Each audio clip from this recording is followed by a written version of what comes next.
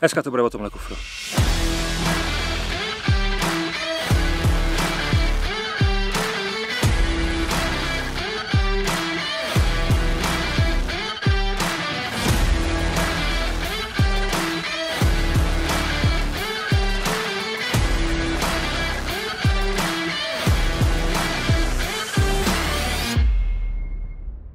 Ahoj všichni, vítám vás na kanále Toparmy Shopu i u dnešního videa. Začal jsem to trošičku nekonvenčně, jelikož to je maličko jiný video, než jste ode mě zvyklí. Většinou dělám takový ty představení produktů, kdy spíš o těch produktech jakoby mluvím, spíše vám se snažím představit bez nějakých osobních zkušeností. Dneska to těma osobníma zkušenostma naplníme a povíme si něco o téhle bedně, kterou momentálně používám už asi rok. Viděl jsem, že když jsem udělal vlastně první představení produktu téhle bedny, tak hodně lidí, bylo to takový plný různý kontroverze, kdy tam byly takový názory, dejme tomu třeba, že tenhle je zbytečný kus plastu, zbytečně drahej. Jak jsem poznal za ten rok, tak určitě není. Je to můj velký pomocník, používám ho pro tohle natáčení pro vás, který vlastně děláme. Nosím v tom spoustu věcí, přetěžuju ho, zatěžuju ho, padá mi, jezdím s tím po kostkách, i když těm kolečkám se to úplně nelíbí, tak furt fungujou. No a nejdřív bych teda chtěl začít asi nějakým základem, co od tohle z toho kufru vlastně čekat, nebo téhle bedny a co nám vlastně nabízí. Je to objem zhruba nějakých 120 litrů, ty rozměry jsou nějakých 96 35 x 46 cm, vychází to tedy zhruba těch 119 litrů, samozřejmě máte tam potom nějaký výřezy a tak dál, což nám ubírá, ale v tomhle případě je těch 120 litrů pro mě úplně bezproblémový. Ten kufr váží necelých 5 kg, je udělaný z opravdu velmi dobrýho, kvalitního, příjemného plastu. Jak může být plast příjemný? Úplně jednoduše, zkrátka nikde to nemá žádný ostrý hrany, zároveň až to otevřeme, je tam takový prostor, zkrátka, kam můžete dát těsnění a může to být částečně i voděodolný. Myslím si, že ten kufr je udělaný opravdu velice dobře. Co bychom si o něm mohli říct dál? Líbí se mi, jakým způsobem je odolný. To znamená, já se na něj v pohodě můžu sednout, můžu se na něj stoupnout, můžu na něm skákat, můžu na něj položit dalších 5 kufrů nahoru a je to všechno udělané tak, abyste vlastně nemuseli vůbec řešit a přemýšlet nad tím, že by to někde mohlo prasknout. Například setkal jsem se s jedním kufrem od nejmenované společnosti, kde opravdu to byla jen taková kořápka nahoru a v okamžiku, jste si na to klekli, sedli nebo jste na to naskládali víc krabic nahoru, tak to začalo praskat, což samozřejmě určitě nikdo nechce. Do toho z toho kufru se standardně dostaneme těma velkýma klipama, které jsou 4, 2 na každé straně. Otevírání je úplně bezproblémový a když to otevřeme, si sundáme to víko, tak uvidíme, proč je to tak odolný. Je tady opravdu pěkný rastr, je tady zkrátka mnoho materiálu udělaného tak, aby to všechno vydrželo. Na chvilku to zavřeme. Tohle to vlastně byl první problém, který já jsem v sobě řešil. Nebyl jsem si úplně jistý, jestli spíš nechci kufr, který otevřu a to víko se mi v nějakém místě zastaví samo, anebo jenom přepadne na druhou stranu a bude vlastně nedílnou součástí toho spodku.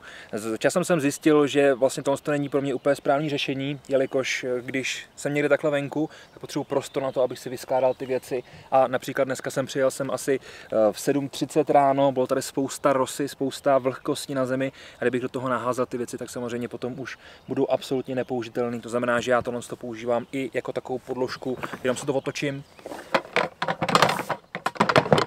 Jo, je vidět, že se do toho krásně zapadlo a můžu si do toho skládat vlastně věci. Mám to třeba i vedle daný a vlastně získám tím pěknou, užitnou plochu. Zároveň si na to můžu sednout, je to vždycky suchý, nemusím to řešit, nemusím se starat o to, že si sednu do mokré země. Opravdu ten kufr je pro mě úplně jak dělaný.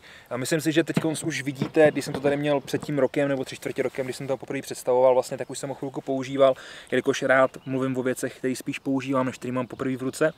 A viděli jste, že ten kufr byl opravdu v hezkém stavu. No dneska nevím, jestli to úplně uvidíte, ale už v tak pěkném stavu rozhodně není. Je hodně různě poškrábaný, odřený. No, jednám s ním jako s takovou věcí, která je zkrátka spotřební. To znamená, opravdu to nosím úplně všude, používám to několikrát do týdne. Moc se nezajímám o to, že někde jdu, mám to přetížený, někde mi to spadne, nebo se to někde otočí, nebo to někde s tím škrtnu. Zkrátka věřím tomu, že tohle to vydrží a zatím mě to přesvědčilo přesně o tomhle tom faktu. Ty kolečka jako takový, který můžeme vidět na té straně, už jsou taky dost jetý. Nicméně musím říct, že v tom kufru vozím třeba i 30-40 kg, což je samozřejmě poměrně dost. Čekal bych, že ty kolečka už budou dávno odejitý, protože s tím jezdím po hrubým, jezdím s tím tady, kde je prašná cesta, jezdím s tím po kočičích hlavách, to znělo trošku blbě, myslím takový ty kostky, tak po těch s tím jezdím a úplně bez problémů. Ty kolečka držej. Dělá to teda randál, jelikož jsou opravdu plastový, nejsou nějak měkčený, ale za mě úplně super. Opravdu ten kufr si získal moji pozornost, získal si můj obdiv a teď přemýšlím, že si koupím ještě jeden, jelikož už mi to přestává stačit a těch věcí se vozím samozřejmě víc a potřebuji víc a víc toho prostoru a úplně maximálně mi vyhovuje, že do toho všechno naskládám. Ono tím, že ty strany jsou samozřejmě něčím rušený, není to úplně čistá strana, ukážeme si. Já když to na vás nakloním, jsou tady tyhle vnitřní madla, což je ve výsledku výhoda, jelikož když by tady byl nějaký vnější, který musíte vycvaknout, to může odejít tohle tím, že to je vlastně udělané tak, aby to bylo součástí toho hlavního materiálu, tak to má samozřejmě velkou výdrž, velkou životnost. Tady jsou různé další prolisy, kterým se můžou zdát jako designový, ale je to udělané kvůli tomu, aby když to máte přetížený, tak aby se vlastně nevypoulila ta boční strana. Opravdu ten kufr je vymyšlený hlavou, tady si můžeme všimnout třeba i voček na zajištění vlastně zamčení toho kufru a každý ten boční panel, ta boční část, která vlastně slouží na přiklapnutí, tak má zespodu ještě prostor, aby se to mohli odtamtud vytáhnout. Opravdu, jak vidíte, i ten vnitřek už je dost opoužívaný, nicméně já jsem do toho kufru zamilovaný a jak říkám, budu si kupovat ještě jeden, protože to opravdu stojí za to mít něco takového, pokud potřebujete něco převážet.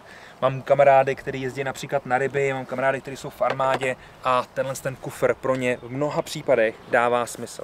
Ať už například doma v uskladnění nějakých věcí, můžete tam mít uskladněný například své vybavení, můžete tam mít daný maskáče, vestu, věci na zbraně a tak dále, vždycky to jenom vytáhnete, víte, že to máte pohromadě, ono tak nějak víceméně tohle vzbuzuje tu pozornost, že to je vojenský, tím, že to je zelený, což je taky důvod, proč je teďka černý, ale jak říkám, je to opravdu velice použitelný a já jsem z takového kufru úplně nadšený.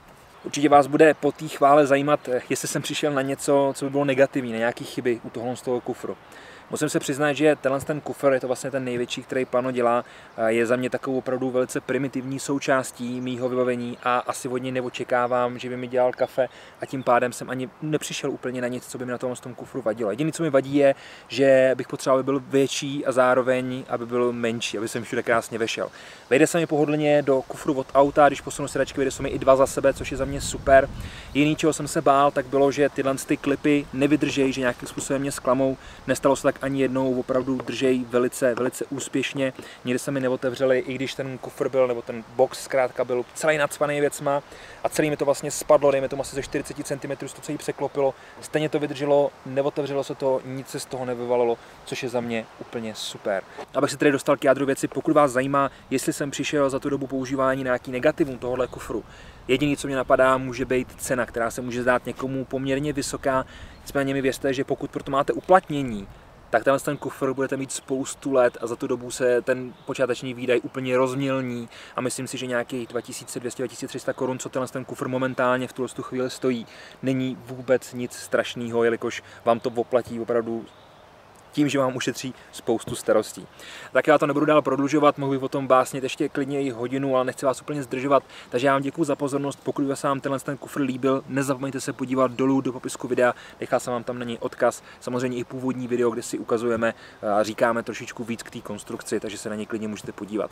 Ještě vám díky moc, mějte se krásně, to byl kanál Top Army Shopu a přepravní box z kolečky, vlastně ten největší, který Plano dělá. Takže někdy příště, ahoj.